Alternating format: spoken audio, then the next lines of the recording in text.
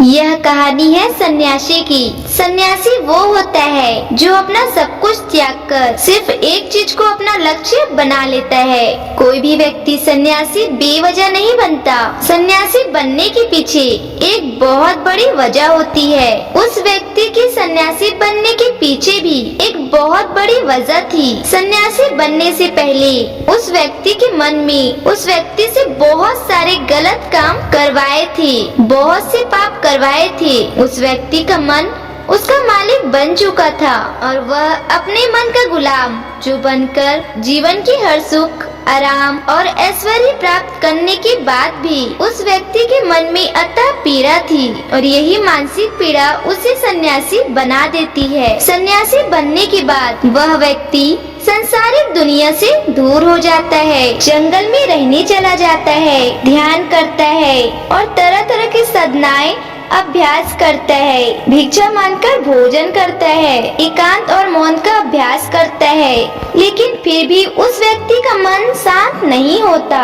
वो अंदर से बेचैन और परेशान ही रहता है। यहाँ एक बात समझने वाली है, ध्यान या किसी भी साधना का शुरुआती बिंदु है, उसकी शुरुआत तभी ही की जा सकती है जब हमारा मन शांत हो, जब हमारा मन हमारी सुनता हो। लेकिन उस सन्यासी का मन न तो शांत था और न ही उनकी सुन रहा था।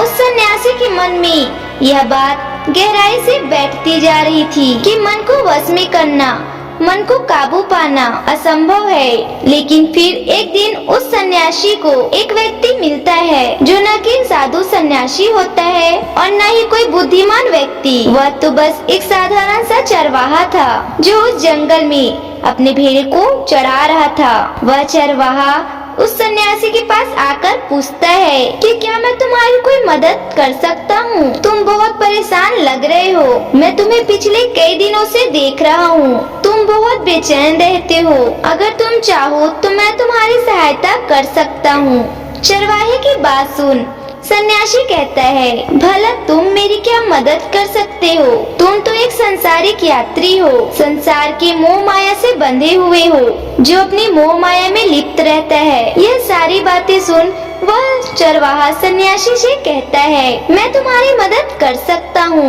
मैं मन को वश में करना जानता हूँ। वह सन्यासी इस चरवाहे की बात को सुन जोर जोर से हंसने लगता है और कहता है, क्या कहा तुमने? तुम मन को वश में करना जानते हो? मैंने अपना सब कुछ त्याग दिया, आकर जंगल में रहने लगा, तब भी मैं इस मन का गुलाम हूँ और तुम कह रहे हो कि तुम मन को वश में करना जानते हो। वो चरवाहा कहता है कि सबसे पहले तुम यह जानो कि मन को वश में करने के लिए सभी वस्तुओं को त्याग करना जरूरी नहीं है और न ही जंगल में आकर रहना जरूरी है। बस एक चीज है जिसे छोड़ना बहुत जरूरी है। वह सन्यासी इस चरवाहे से पूछता है, और वह एक चीज क्या है भला? फिर वह चरवाहा मुस्कुराते हुए सन्यासी से कहता है, वह एक चीज है, वो है गलत जानकारी। जो आज तक हमारे दिमाग के अंदर जो जानकारी गई है उसी ने हमारे मन का निर्माण किया है। सन्यासी उस चरवाहे से पूछता है, परंतु वो कैसे? वह चरवाहा शांत प्रभाव से उसे कहता है, मान लो तुम अपने जीवन में आज तक सेब जैसा कोई फल नहीं खाया, तो तुम्हें सेब के बारे में कोई भी स्वाद नहीं पता। तो क्या तुम्हारा मन कभी सेब खाने को कर सकता है? नहीं ना। इसीलिए हमारे मन का निर्माण जानकारी से होता है। वह सन्यासी उस चरवाहे की बात से प्रभावित हो जाता है। फिर सन्यासी कहता है, क्या आप मुझे उस बारे में और बता सकते हैं? वह चरवाहा उस सन्यासी से कहता है, अगर तुम अपने मन को वश में करना चाहते हो तो अब मेरी बातों को बड़े ही ध्यान लगा के सुनना। तुम अपने मन को वश में तभी कर सकते हो जब तुम अपने मन की जड़ों को देख पाओगे। मन का निर्माण जानकारी से होता है और हमारे शरीर में जानकारी के 5 द्वार होते हैं। पहला, आँखें। हम अपनी आँखों से जो कुछ भी देखते हैं, अच्छा या बुरा, वो सब हमारे मन की याददाश्त में इकट्ठा होते रहता है। दूसरा है कान। हमारे कान जो कुछ भी सुनते हैं वो भी हमारे मन में बीज के रूप में बो दिया जाता है।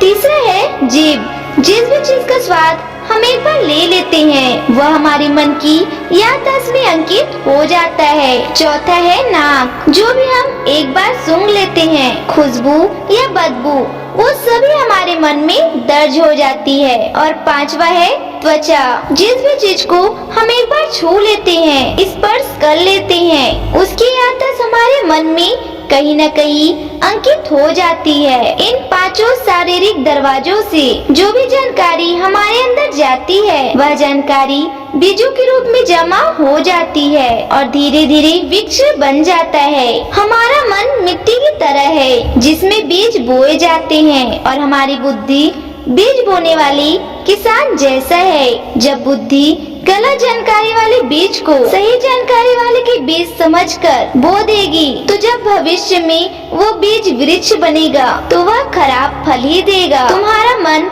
इसीलिए तुम्हारे वश में नहीं है क्योंकि पहले से ही तुमने अपने मन में बहुत सारे गलत बीज बो रखे हैं और वह बीज अब बड़े वृक्ष बन चुके हैं। वह सन्यासी उस चरवाहे से पूछता है, तो अब मुझे क्या करना चाहिए? क्योंकि अब तक तो मैंने बहुत सारे गलत वृक्ष बो चुका हूँ और जो बोए जा चुके हैं उसे वापस निकाल नहीं सकता। वह चरवाहा उस सन्यासी से कहता है, अब तक तुम अनजाने में गलत बीज बो रहे थे, लेकिन अब जानबूझकर सही बीज बोना आरंभ कर दो। बीता हुआ अगर हजारों बीज गलत हैं तो क्या हुआ? अब से लाखों बीज सही बोने के लिए तैयार हो जाओ। तुम्हें पूरे दिन इस बात पर ध्यान देना है कि इन पांचों द्वारों से तुम्हारे भीतर क्या जानकारी जा रही है और जो भी जानकारी जा रही है तो उसका परीक्षण भी करो कि वो सही भी है या नहीं। वह सन्यासी उस चरवाहे से पूछता है, ऐसा कब तक करना होगा?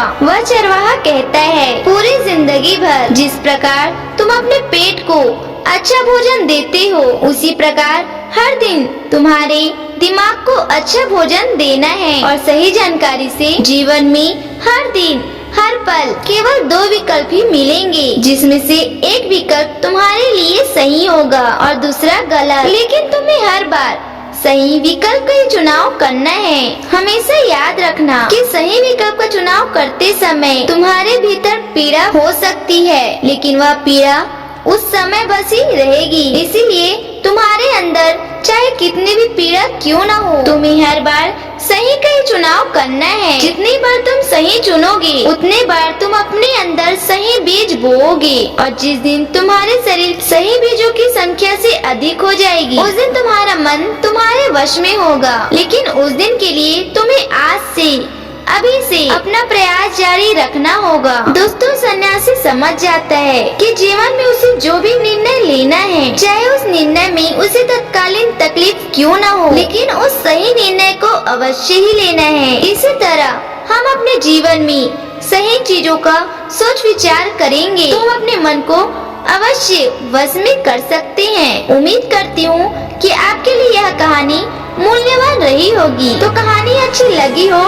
तो वीडियो को एक लाइक और अगर चैनल पे नए हैं तो चैनल को सब्सक्राइब अवश्य करिएगा। मिलते हैं अगली वीडियो में, तब तक के लिए बहुत बहुत धन्यवाद।